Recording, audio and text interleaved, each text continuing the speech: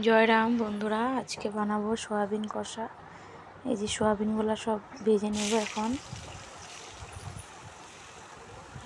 নুন হলুদ দিয়ে লাল লাল করে ভেজে নেব সয়াবিনটাকে। এখন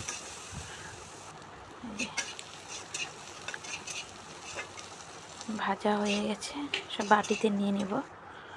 এখন আবার একটু তেল দিয়ে দিলাম, একটু পেঁয়াজ আর একটু তেজপাতা দিয়ে দিলাম, আলুগুলো সব দিয়ে দেব।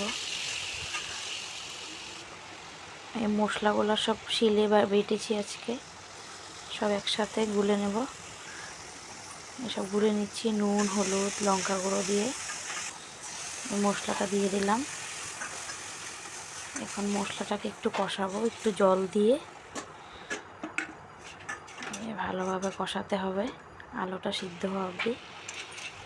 এই যে এখন সয়াবিনগুলো দিয়ে দেবো একসাথে। সয়াবিনগুলো দিয়ে দিলাম। সয়াবিনটা দিয়ে আর একটু জল দিয়ে কষাবো।